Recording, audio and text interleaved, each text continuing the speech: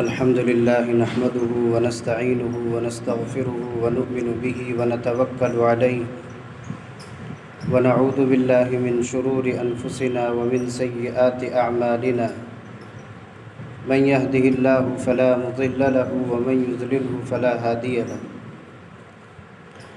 أما بعد فقد قال الله تبارك وتعالى في كلامه المجيد والفرقان الحميد: أعوذ بالله من الشيطان الرجيم بسم الله الرحمن الرحيم إذ تسعدون ولا تلوون على أحد والرسول يدعوكم في أخراكم فأثابكم غما بغم لكي لا تحزنوا على ما فاتكم ولا ما أصابكم والله خبير بما تعملون. صدق اللہ العظیم. حاضرین محترم، آج کی یہ مجلس نمبر شمار کے اعتبار سے 112 نمبر کی مجلس ہے، اور آج کی اس مجلس میں سورہ آل عمران کی آیت نمبر 153 سے آیت نمبر 155 تک کی آیات پر مشتمل ہے. گزشتہ مجلس میں غزوہ احد کا ذکر تھا اور مسلمانوں کی عارضی شکست پر منافقین نے جو جملے کہے تھے، اور منافقین نے جو کہا تھا کہ محمد صلی اللہ علیہ وسلم کا نعوذ باللہ قتل ہو گیا، لہذا تم اپنے پہلے دین کی طرف واپس آ جاؤ، ان سب چیزوں کا ذکر کر کے اللہ تعالیٰ نے ارشاد فرمایا کہ اگر ان منافقین اور کافروں کی بات اگر تم مانو گے تو تم خسارہ اٹھاؤ گے، نقصان اٹھاؤ گے. اگر کسی پر بھروسہ کرنا ہے اور کسی کو اپنا دوست بنانا ہے تو وہ اللہ ہی بہترین دوست ہیں، بہترین مددگار ہیں. پھر آگے چل کر کے اللہ تعالیٰ نے مسلمانوں کا جو رعب کافروں پر ہوتا ہے اس کا ذکر فرمایا کہ ہم کافروں کے دلوں پر ان کے کفر کی وجہ سے رعب ڈال دیں گے، خوف ڈال دیں گے، ڈر ڈال دیں گے. اس کے بعد مسلمانوں کی جو عارضی شکست تھی اس شکست کی وجہ کو بیان فرمایا کہ تم شکست کے شکار کیسے ہوئے. تو صحابہ کی ایک اجتہادی غلطی تھی جن کو لغزش سے تعبیر کیا جائے تو زیادہ بہتر ہے. اللہ تعالیٰ نے ان کی اس غلطی کا اور لغزش کا ذکر فرمانے کے بعد معافی کا اعلان فرما دیا کہ وَلَقَدْ عَفَا عَنْكُمْ، اللہ تعالیٰ نے تمہارے گناہ معاف کر دی. آج کی مجلس میں جو آیت میں نے پڑھی ہے، اس پہلی آیت میں بھی غزوہ احد کے بارے میں اللہ تعالیٰ نے کچھ باتیں ارشاد فرمائی ہیں. میں نے پہلے عرض کیا تھا کہ جب وہ جو پہاڑی تھی جس میں 50 صحابہ تیر انداز صحابہ مقرر کیے گئے تھے، تو ان کے اجتہادی غلطی کی وجہ سے انہوں نے اس پہاڑ کو چھوڑ دیا. تو پہاڑ کے چھوڑنے کی وجہ سے دشمنوں نے دیکھا کہ یہ پہاڑی جو ہمارے لیے رکاوٹ بنی تھی وہ خالی ہے، لہذا ادھر سے کفار پلٹ کر کے حملہ آور ہوئے. اس حملے کے بعد مسلمانوں میں افراتفری مچ گئی، کھلبلی مچ گئی، رعب اور خوف طاری ہو گیا مسلمانوں. چونکہ اگر سامنے سے مقابلہ ہو تو آدمی مقابل میں آ سکتا ہے، لیکن اگر سامنے سے بھی مقابل ہو اور پیچھے سے بھی مقابل ہو تو پھر اس وقت ہمت پست ہو جاتی ہے. تو افراتفری مچ گئی.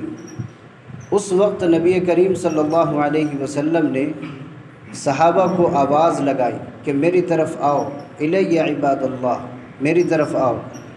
تو صحابہ اتنے خوف میں تھے، اتنے ہمت اس وقت بعض صحابہ کی ختم ہو گئی تھی کہ آپ کی آواز کی طرف ان کی توجہ ہی نہیں گئی، اور آپ کے بلانے سے وہ آپ کے پاس پہنچ بھی نہ پائے. اسی کا ذکر اللہ تعالیٰ نے یہاں فرمایا ہے: اذ تصعدون ولا تلوون علی احد. یاد کرو اس وقت کو کہ جب کہ تم پہاڑ پر چڑھ رہے تھے.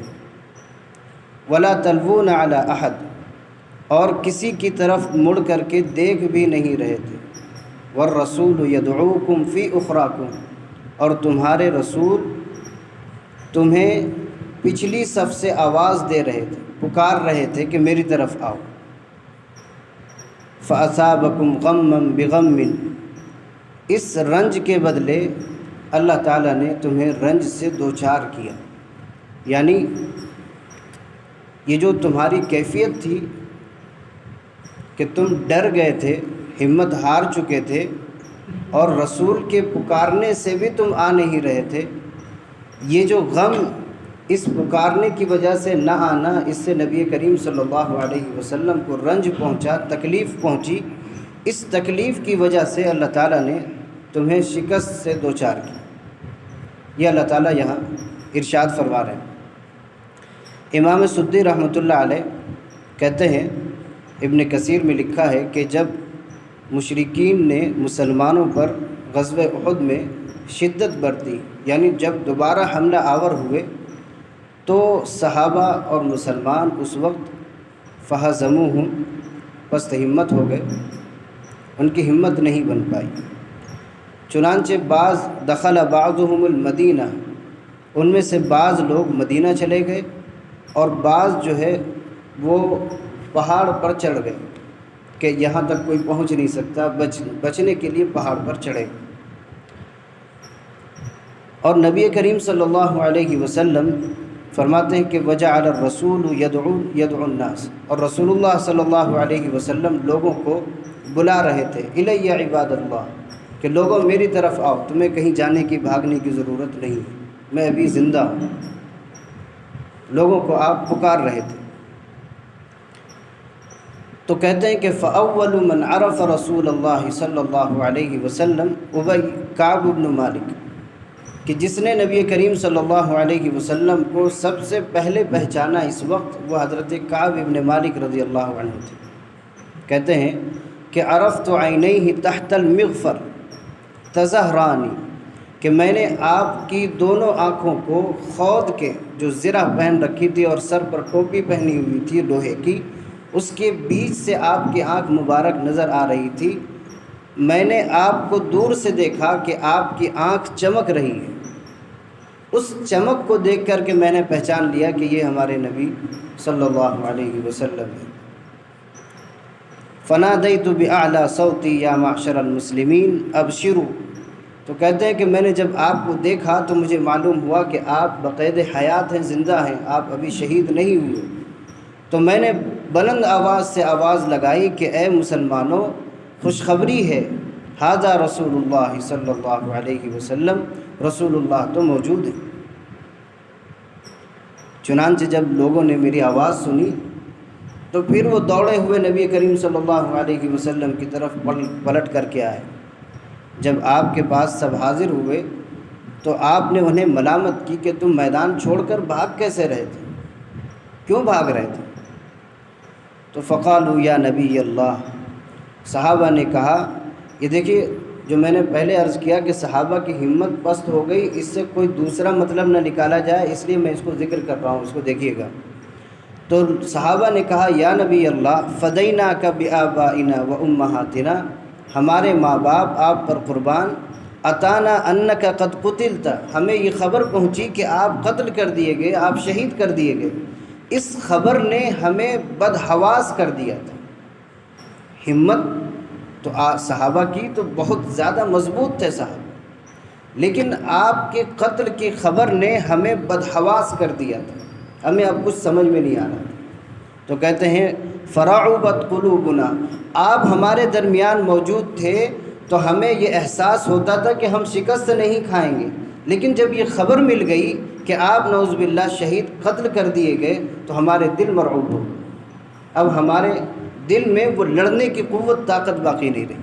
فولینا مدبرین، تو ہم پیٹ پھیر کر بھاگ گئے۔ پیٹ پھیر کر بھاگنے کی جو وجہ تھی وہ پست ہمتی نہیں، بدحواسی تھی جو صحابہ پر اس وقت طاری ہوئی تھی۔ چنانچہ آگے اللہ تعالیٰ ارشاد فرماتے ہیں کہ یہ جو ہو گیا وہ ہو گیا، لیکن اگلی بات فرمایا کہ لِكَيْ لَا تَحْزَنُوا عَلَى مَا فَاتَكُمْ وَلَا مَا أَصَابَكُمْ، یہاں اللہ تعالیٰ نے ایک انداز تربیت اپنایا ہے۔ تربیت کا انداز ہے کہ بہت سی دفعہ جب بچہ چھوٹا ہوتا ہے اور کوئی چیز وہ سیکھنا چاہتا ہے اور وہ کام مشکل ہو تو ہم اس کام میں اس کو یہ کہہ کر کے نہیں لگاتے کہ کہیں چوٹ نہ لگ جائے، ایسا نہیں چھوڑتے، بلکہ ہم اس کو مثال کے طور پر آج کے سائیکل کا زمانہ تو سائیکل اس کو چلانے لگاتے ہیں تاکہ وہ گرے پڑے اور سیکھے۔ اور اگر پہلے سے ہی منع کر دیا جائے کہ یہ گرے گا، چلنے سے روکا جائے کہ یہ گرے گا، تو پھر کبھی نہ چل پائے گا نہ آگے بڑھ پائے گا۔ تو فرماتے ہیں کہ اللہ تعالیٰ نے بھی اسی طرح سے مسلمانوں کی تربیت کی کہ اس طرح کے حالات اگر آ جائیں، ناپسندیدہ حالات آ جائیں، کوئی مصیبت آ جائے تو تم غم نہ کرنا، لکی لا تحزنوا، تاکہ تم غم زدہ نہ ہو، علی ما فاتکم، ان چیزوں کی وجہ سے جو تم سے چھوٹ گئیں، ولا ما اصابکم، اور وہ مصیبتیں جو تم پر آئی ہیں ان کی وجہ سے تم غم زدہ نہ ہونا، اس لیے کہ اللہ تعالیٰ تمہارے سارے کام سے باخبر ہے۔ اللہ سب جان رہے ہیں کہ تمہیں کیا تکلیف پہنچی، کیا تم سے چھوٹ گیا، کیا پریشانی تمہیں آئی، اللہ تعالیٰ سب کچھ جان رہے ہیں۔ اس کے یہ بتلا کر کے اللہ تعالیٰ یہ کہنا چاہتے ہیں کہ ہم نے یہ جو مصیبت تم پر بھیجی ہے یہ تمہارے صبر کا امتحان لینا مقصود، کہ تمہارے اندر صبر کتنا ہے، اور اگر ابھی ہار جاؤ گے، صبر کو چھوڑ بیٹھو گے، پھر آگے اگر اس سے بڑی مصیبت آئے گی تو کیا کرو گے؟ تو فرمایا کہ تاکہ تم غمزدہ نہ ہو جن چیزوں کو تم نے چھوڑ دیا، اور جو چیز تم سے چھوٹ گئی اور جو پریشانی تم پر آئی، واللہ خبیر بما تعملون، اللہ تعالیٰ باخبر ہیں تمہارے سارے اعمال سے۔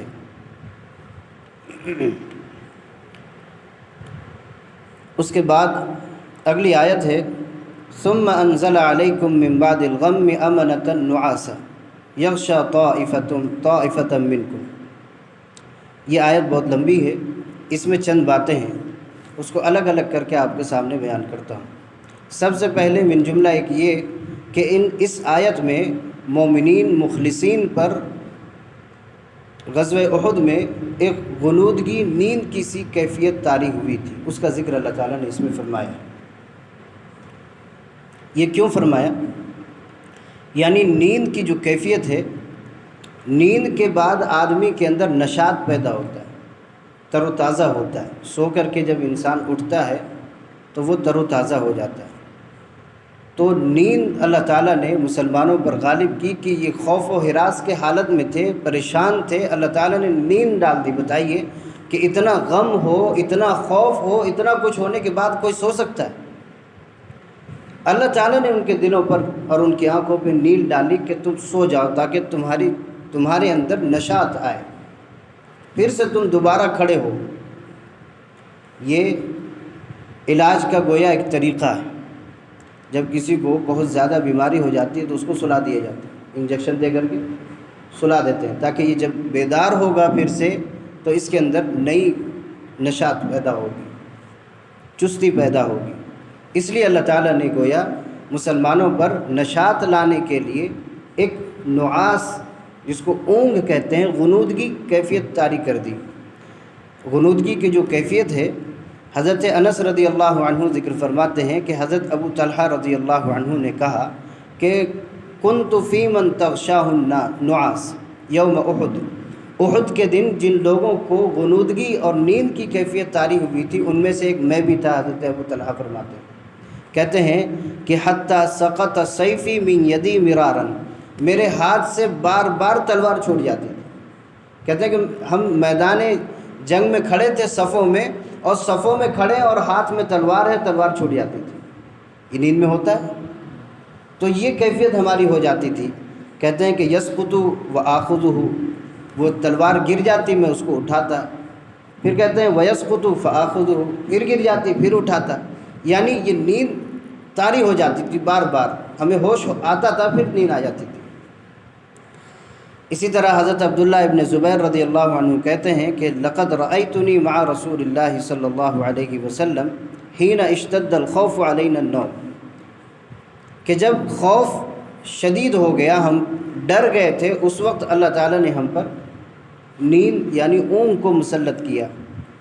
کہتے ہیں کہ فما منا من رجل الا ذقنہ فی صدرہ، کہ ہم میں سے کوئی بھی بندہ وہاں جو موجود تھے ان میں سے کوئی بھی ایسا نہیں تھا کہ جس کا سر، جس کی منڈی اس کے سینے پر نہ ہو۔ جب سوتا ہے آدمی تو ایسا جھک جاتا ہے، نماز میں لوگ سوتے ہیں یا خطبے میں لوگ سوتے ہیں۔ تو اس سے پہلے جو تفسیر ابن کثیر میں لکھا ہے کسی بزرگ کا قول کہ جو یہ نعاس ہے، غنودگی، یہ اگر جنگ میں آئے تو یہ اللہ کی رحمت ہے، جنگ میں آئے تو اللہ کی، اور نیند نماز میں آئے تو شیطان۔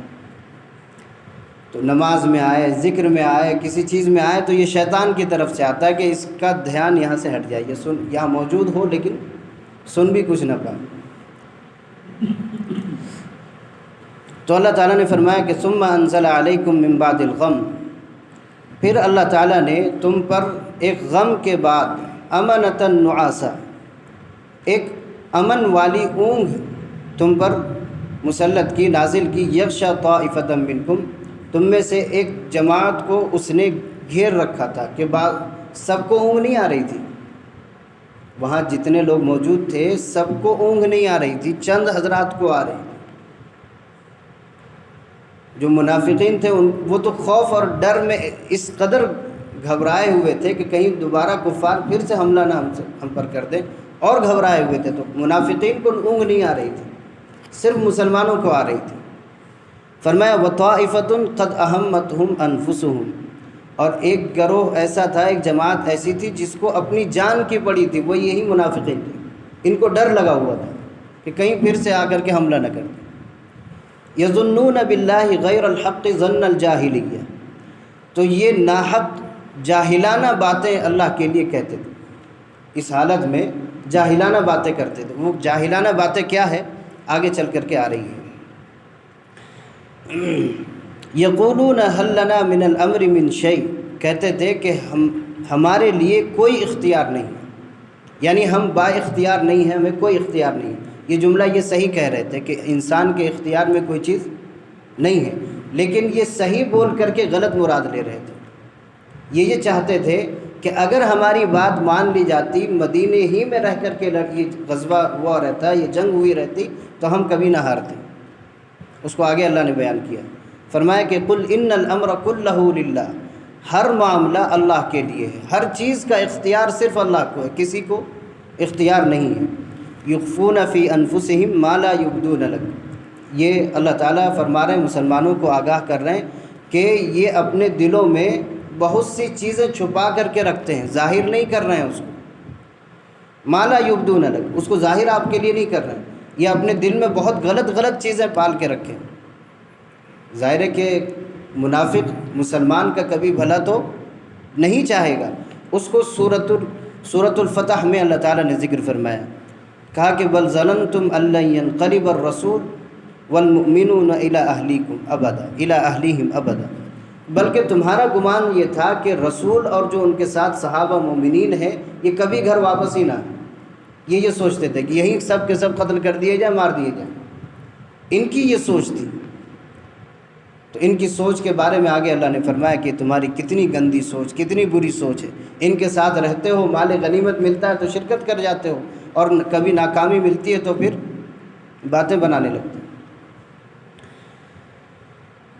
آگے فرمایا کہ یقولون لو کان لنا من الامر شیء ما قتلنا ہاہنا، اللہ نے جو آگے فرمایا کہ یہ اپنے دلوں میں بہت سی باتیں چھپاتے ہیں، اس میں سے ایک بات یہاں ذکر فرمائی کہ یہ لوگ کہتے ہیں کہ اگر ہمیں کوئی اختیار ملتا تو ما قتلنا ہاہنا، تو ہم یہاں قتل نہیں کیے جاتے۔ اتنے لوگ جو قتل ہو گئے یہ ہماری بات نہ ماننے کی وجہ سے۔ یہ جو عبداللہ ابن ابی ابن سلول نے مشورہ دیا تھا کہ غزوہ احد مدینے ہی میں رہ کر کے کیا جائے، کافروں سے مقابلے کے لیے احد نہ جایا جائے، بعض صحابہ کی رائے تھی کہ وہاں جا کر کے ہم مقابلہ کریں گے، چنانچہ اللہ کے نبی صلی اللہ علیہ وسلم وہاں تشریف لے گئے۔ تو وہاں جانے کے بعد فتح کے بعد شکست آئی ہے، اگر شروع سے شکست ہوتی تو اور بات تھی۔ تو یہ کہتے کہ ہم اگر یہیں رہتے اور یہی مدینے میں رہ کر کے لڑتے تو قتل نہیں کیے جاتے۔ آگے اللہ نے فرمایا کہ قل لو کنتم فی بیوتکم لبرز الذین کتب علیہم القتل الی مضاجعہم، آپ کہہ دیجئے کہ اگر تم اپنے گھروں میں ہوتے تب بھی جن کے لیے قتل ہونا مقدر تھا وہ قتل ہونے کے لیے قتل گاہ خود چل کر کے جاتے۔ اگر جس کے لیے موت لکھ دی جاتی ہے وہ خود چل کر کے جاتا ہے۔ اندازہ کیجئے کبھی ایسا ہوتا ہے کہ آدمی اپنے گھر سے بالکل تیار ہو کر کے نکلا ہے اور بس اس کو کہیں جانا ہے اور گاڑی پر سوار ہو کر کے جا رہا ہے، اچانک حادثہ ہو جاتا ہے اور وہیں موت آ جاتی ہے۔ خود چلا رہا ہے گاڑی کو، خود جا رہا ہے موت کی طرف دوڑ کر کے۔ یہ موت اگر وہاں لکھی ہوگی تو وہیں جا کر کے اس کا انتقال ہوگا۔ تو اللہ کہہ رہے ہیں جن کے لیے مرنا مقدر تھا، جن کے لیے شہید ہونا مقدر تھا، اگر وہ یہاں بیٹھے رہتے پھر بھی جا کر کے وہ لڑائی کے لیے آگے نکلتے۔ اس لیے تم بھی آئے ہو۔ جو صحابہ جن کی موتیں مقدر تھی وہ جا کر کے شہید ہوئے۔ تو یہ کہنا کہ اگر ہم یہاں رہتے تو نہیں مرتے، تو کوئی اگر قلعے میں بند ہو جائے اور چاہے کہ ہم یہاں سے زندگی یہیں گزاریں گے اور کبھی موت نہیں آئے گی، تو اللہ نے فرمایا کہ اینما تکونوا یدرککم الموت ولو کنتم فی بروج مشیدہ، تم جہاں کہیں بھی رہو گے موت تمہیں آ پکڑے گی۔ ولو کنتم فی بروج مشیدہ، اگرچہ تم مضبوط قلعے میں کیوں نہ بند ہو جاؤ، کہیں بھی بند ہو جاؤ گے، موت کے فرشتے کے لیے دروازے کی ضرورت نہیں ہے، راستے کی ضرورت نہیں ہے۔ اب آگے اللہ تعالیٰ کہتے ہیں کہ وَلِيَبْتَلِيَ اللَّهُ مَا فِي صُدُورِكُمْ وَلِيُمَحِّصَ مَا فِي قُلُوبِكُمْ، کہ اللہ تعالیٰ جو کچھ تمہارے دل میں ہے، جو تمہارے سینوں میں ہے، اس کو آزمانا چاہتے ہیں۔ تمہارے دل میں چھپا ہوا کیا ہے، جو لوگ لڑنے آئے ہیں ان لوگوں کے دل میں ہے کیا، اللہ تعالیٰ اس کو جاننا چاہتے ہیں۔ اور جن کے دل میں کچھ چیزیں ہیں اس کو پاک کرنا چاہتے ہیں۔ دو مقصد ہیں، ایک تو ہم یہ جاننا چاہتے ہیں کہ کن کے دل صاف ہیں، اور بعض لوگوں کے دلوں سے کو پاک کرنا چاہتے ہیں۔ یہ اللہ نے مصلحت اس کی بیان کی ہے۔ چنانچہ منافقین کا نفاق ظاہر ہو گیا کہ محمد اب قتل ہو گئے، اب چلو واپس، اب اس دین کی ضرورت نہیں رہی، نعوذ باللہ۔ تو ان کا نفاق تو وہیں ظاہر ہو گیا، لیکن جو مومنین تھے وہ کہنے لگے کہ اگر محمد صلی اللہ علیہ وسلم شہید ہو گئے تو اللہ ابھی زندہ ہے، ہم اللہ کی عبادت کرتے تھے۔ اسی کو یہاں اللہ تعالیٰ نے ذکر فرمایا۔ اس کے بعد فرمایا واللہ علیم بذات الصدور، اللہ تعالیٰ دلوں کے بھید کو جاننے والے۔ یہاں ایک بات یہ ہے کہ اللہ تعالیٰ یہ کہہ رہے ہیں کہ ہم جس کے دل میں کیا چھپا ہوا ہے اس کو آزمانا چاہتے ہیں، تو اللہ تو پہلے آزما چکے ہیں اور جان چکے ہیں کہ اس کے دل میں کیا ہے۔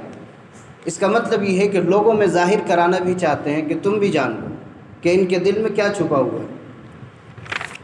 اگلی آیت ہے، بہت چھوٹی سی آیت ہے اور بہت مختصر سی اس کی تفسیر ہے۔ فرمایا ان الذین تولوا منکم یوم التقى الجمعان، بلا شبہ وہ لوگ جو تم میں سے لڑائی کے دن پشت پھیر کر بھاگ گئے تھے، نکل کھڑے ہوئے تھے۔ انما استزلهم الشیطان ببعض ما کسبوا، شیطان نے انہیں پھسلایا تھا، شیطان نے انہیں ان کے کچھ اعمال کی وجہ سے انہیں اس کام کے لیے آمادہ کیا تھا۔ اس آیت میں کیا ہے؟ اس آیت میں مسلمانوں کے لیے، صحابہ کے لیے ایک تنبیہ بھی ہے کہ تمہاری غلطی ہی کا دخل ہے اس شکست میں، اور کوئی بات نہیں۔ تمہاری لغزش، تمہاری اجتہادی غلطی یہی اس غزوے میں، اس جنگ میں شکست کا سبب ہے۔ لیکن یہ شکست اور یہ لغزش تم سے کون کرایا؟ شیطان نے کرایا۔ مسلمان اتنے تو صاحب ایمان وہ تھے کہ ان سے غلطی اور نافرمانی نہیں ہو سکتی تھی، لیکن شیطان اس میں حائل ہو گئے۔ یہ لغزش کیا تھی؟ تو اس لغزش کے بارے میں مفسرین نے لکھا ہے کہ یہ لغزش مال غنیمت کی خواہش تھی، کہ صحابہ اجتہادی غلطی کر کے مال غنیمت لینے کے لیے میدان جنگ میں اتر گئے، اور اپنی زندگی کی فکر کہ جب دوبارہ کافر حملہ آور ہوئے تو افراتفری مچ گئی۔ کس وجہ سے؟ کہ جان کو خطرہ ہے۔ اور رسول اللہ صلی اللہ علیہ وسلم کی نادانستہ طور پر حکم عدولی کہ آپ کی آواز پر لبیک نہیں کہا صحابہ نے، اس وجہ سے اللہ تعالیٰ نے اس فتح کو شکست میں بدل دیا۔ یہاں بھی آپ سمجھ رہے ہوں گے کہ صحابہ مال غنیمت کے لیے دوڑ پڑے تھے، تو میں نے اس سے پہلے بھی واضح کیا تھا، لیکن اگلی آیت پھر ہے، اگلی آیت کا جو مفہوم ہے، جو ٹکڑے کا، فرمایا وَلَقَدْ عَفَا اللَّهُ عَنْهُمْ، اللہ تعالیٰ نے ان کو معاف کر دی، تنبیہ کی کہ تمہاری ہی غلطی تھی، اور پھر فرمایا کہ ہم نے تمہیں معاف بھی کر دی، کہ اب تمہاری غلطی نہیں رہی، اب وہ غلطی معاف ہو گئی، شکست تو ہو گئی، ختم ہو گئی بات، اور ہم نے تمہیں معاف کر دیا۔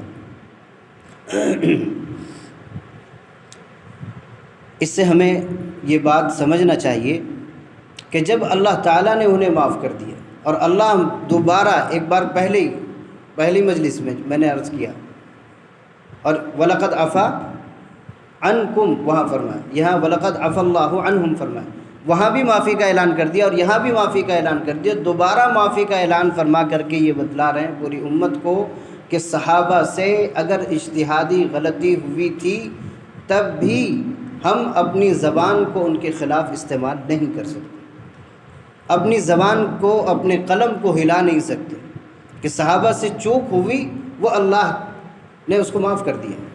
اب اگر کوئی زبان صحابہ کے خلاف زبان درازی کرے تو پھر اس کو تو اپنے ایمان کی خیر منانا چاہیے، جس کو اللہ معاف کر دے، ہم کون ہوتے ہیں اپنی زبان چلانے والے۔ فرمایا ان اللہ غفور حلیم، اللہ تعالیٰ معاف کرنے والے ہیں اور بڑے بردبار ہیں، بہت زیادہ بردبار۔